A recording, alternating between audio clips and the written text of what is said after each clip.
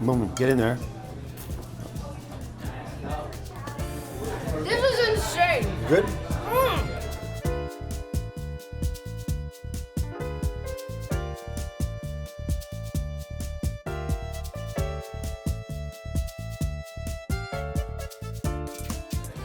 For this episode of Beyond the Plate, it just keeps getting better. I am here picking up esteemed chef Stephen Leslie, Tavern on the Square.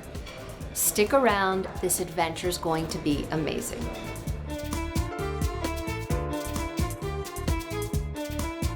Where are we going for our food adventure?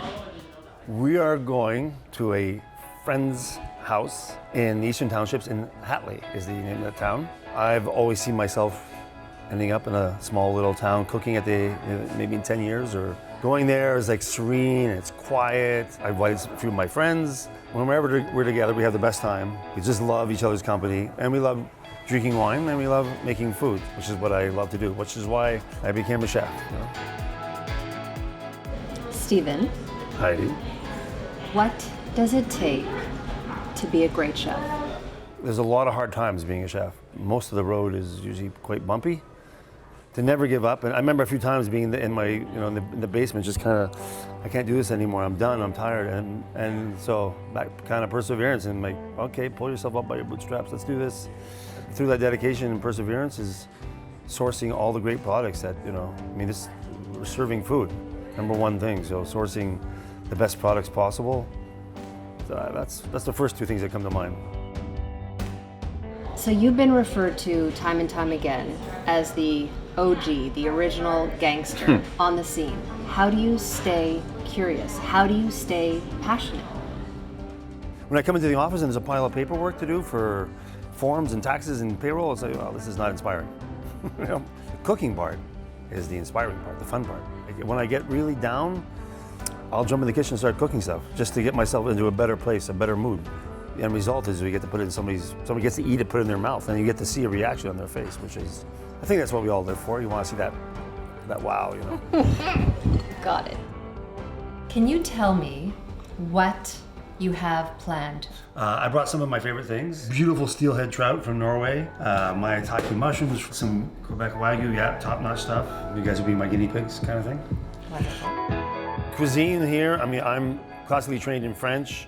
Food here is very market-driven, whatever's freshest we can get as far as fish and meat, which is the way I kind of like it, which is always fresh and light, nothing too cloying and heavy. I'm from southern Italy, my family, so it's all about olive oil, anchovies, sweet, salty. I love those combinations of flavors. Do you remember that defining moment where you knew this is what I want to do for the rest of my life? I get emotional when I talk about this in a moment,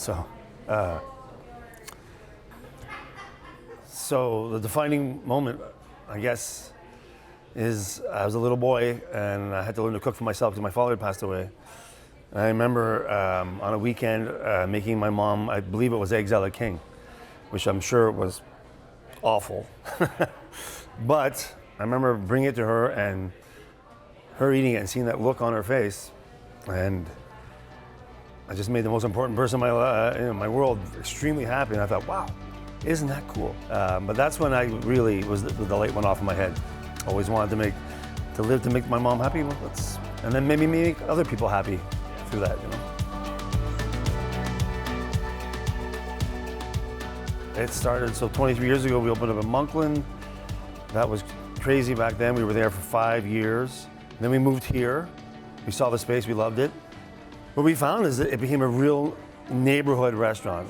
My business partner, Don, and I have been here since 17 years, but my junior partner, John's been here 12 years, I think. My cooks, 10 years, 7 years, 5 years. That's really it's pretty rare in the restaurant business. So, and then we have customers that have been coming since, I've watched their kids grow up, literally. They come here on their dates when their dad's not here. It's a great place. And it's very, it's homey, it's cozy, and everybody's happy to be here and make your night what it should be.